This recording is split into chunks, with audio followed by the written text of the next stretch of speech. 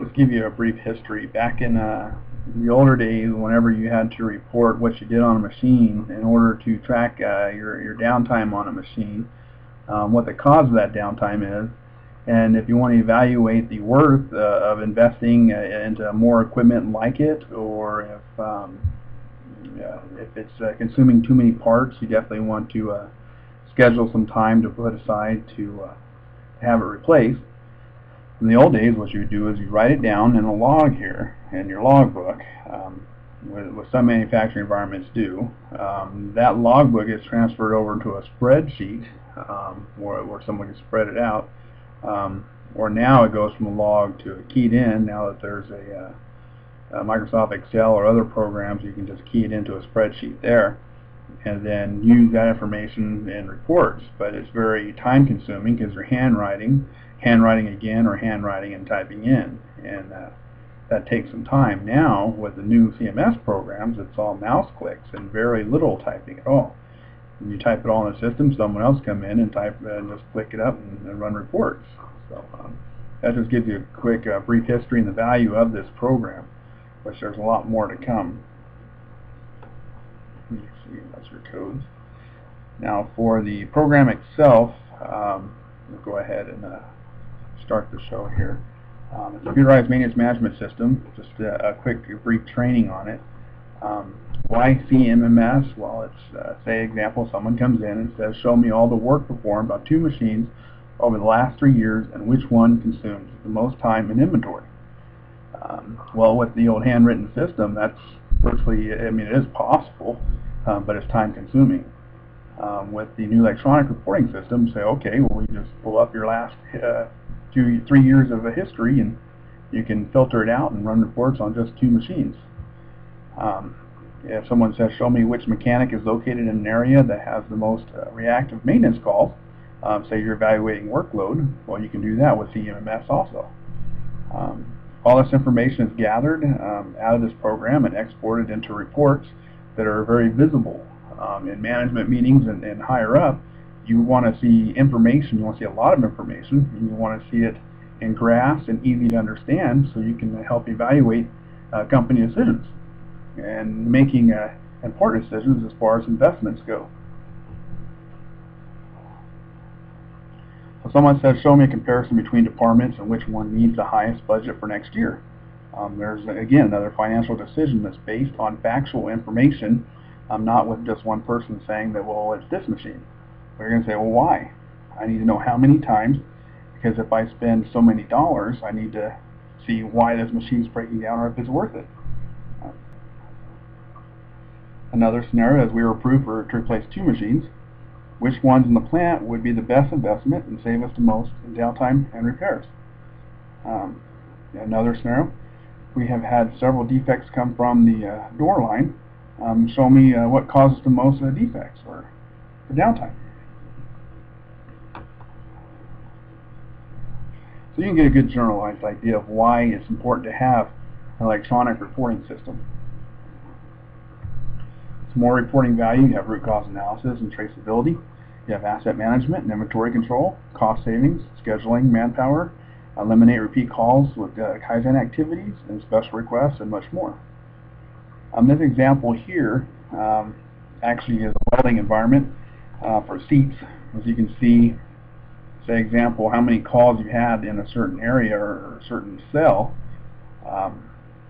what workstation within the cell had the most calls. And it looks like FC1 Robot 2 would be your front cushion 1, Robot 2 for those who are familiar with seat welding. And that will be a focus area. If you're going to do a Kaizen activity, using QC circles or any type of a Jizuken project, you want to pick the one machine that has the highest downtime or reactive calls. And that will be your focus area to eliminate first. You always start with the highest, usually. Another example chart is, again, here's the same cell, and this looks like SE1 Robot 1 is causing the downtime. Your highest calls in December, this would actually be a report for plant-wide, department versus department, or cell versus cell. And this one is cell A, FC1 looks like, and then cell C, FC1.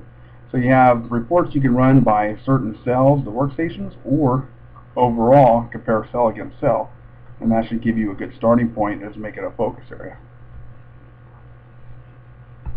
What you're going to do is when you come up to a computer on the floor, say located all the group leader stations around the plant, you're going to log into the computer itself. You're going to be given a username, password into the computer, and then it's going to bring you up to the screen, the desktop. There's going to be a shortcut for Mpulse. You're going to double click on that shortcut, and it's going to bring you to the login screen.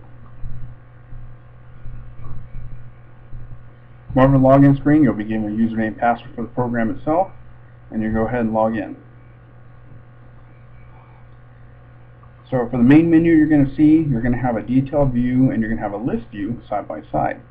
The list view lists all the work orders that are in the system, and there's a maximize and minimize button if you want to hide it. Maximize button will spread it out, and I'll show you that in a second when we go through the program. The first step you do is you're going to add a new record, and it's going to pop up a blank screen. And here's your icons right here and what they mean.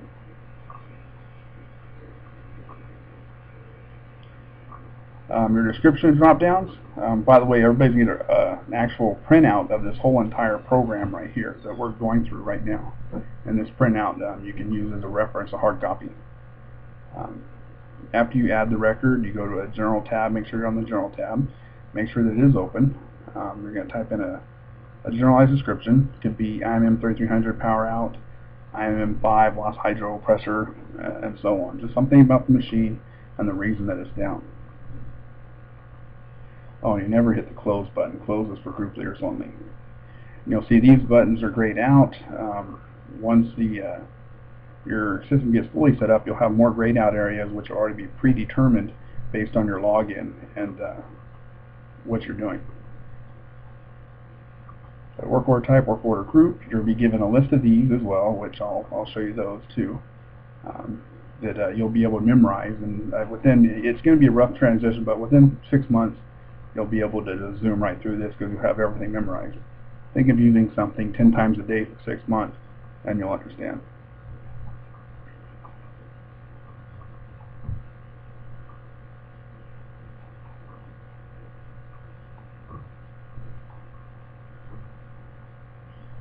You do all the drop downs. Your next tab is task information screen. This is an example of linking equipment. I think it's best just to you just want to take a quick look at the screens here. You link equipment, program defaults to the empty field, so you'll need to select replace at first. It does. Some empty field always pops up here, so you hit replace. We'll go in detail with that. I'll do that on the actual screen itself.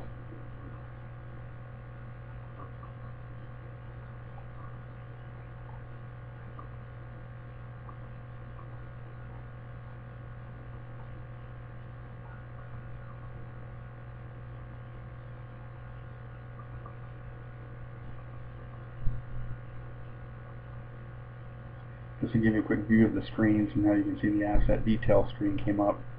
You can quickly take a look at this. You can pause this presentation to look this over. These are just giving you a quick idea. It's repetitive information. This to help learn faster. I'm actually going to walk through this. So this is just to give you a quick heads up. Some of these codes you're going to select. There's a failure code, reason code, repair code, and results code. The failure code is basically tells you what's causing the machine to be down. Here's some examples here. Like I said earlier, in reports, if you want to see what's causing most downtime, you actually will go in and run reports, and you can see which ones have the highest rate or cause for downtime, which can indicate maybe it's training. You need to have better training, and that get pushed back to manufacturing or HR because it's team member error is the reason. And then you have your reason code, which for quality standpoint, reasons would be man, method, material, machine, and you can actually make a determination on what needs to be your focus point there. Your repair code and results code as well. Make a comment at the end and then just log out. Alright, let me go ahead. I'm going to walk through this now and show you. So here you come up to a computer, you go to the shortcut on the desktop, you're going to log in.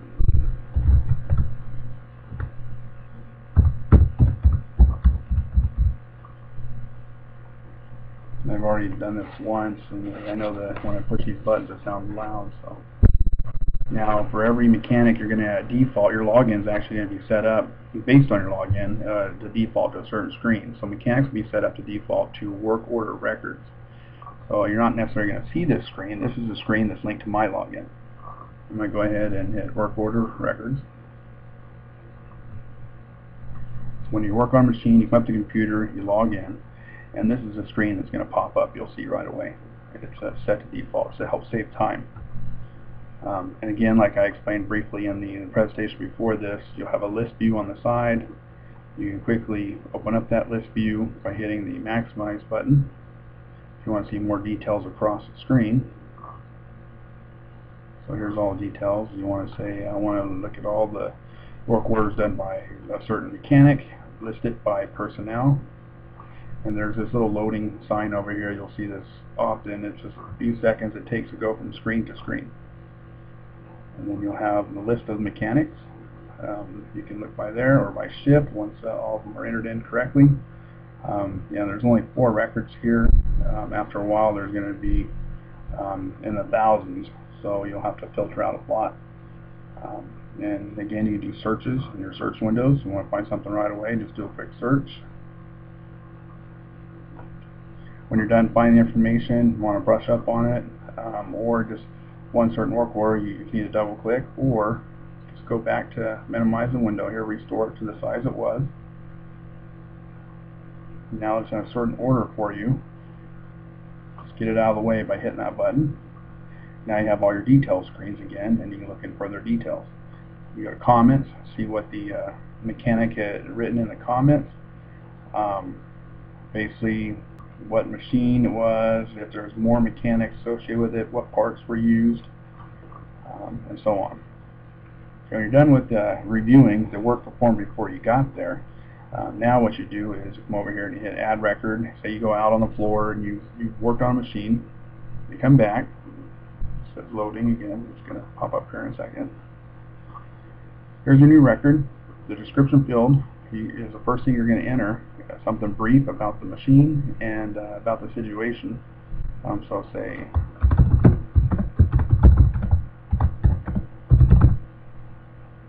just something simple. It kind of describes the situation right away.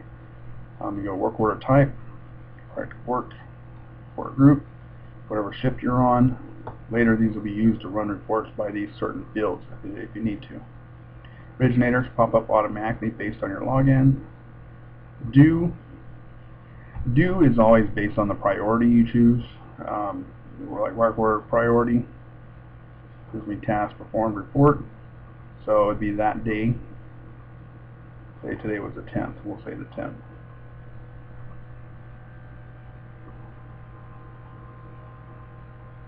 There we go. All your custom fields are not determined at this time, so go ahead and disregard those. Once you're done with all your information, always leave it open. Closed is for group leaders only. If you hit this close button, even if you do not fill in the rest of the information, it's going to close it out. All your fields are going to be grayed out. You can't make any changes, and it's going to go into history. So in order to review it, make sure everything's accurate, you leave it open for your group leader to close it out, or your manager. Task information. Again, as explained earlier, this defaults to nothing, a blank field. You have an add, you have a replace, you have a delete, you have a details, asset details, which is linked to this, whatever machine you pick. And it goes in just as says like who the manufacturer, vendor, supplier, and all that is. And then details is where you enter in all your repair results, failure codes in here. Make sure it says equipment records in your drop down. And then hit the replace. Brings it up to all your assets.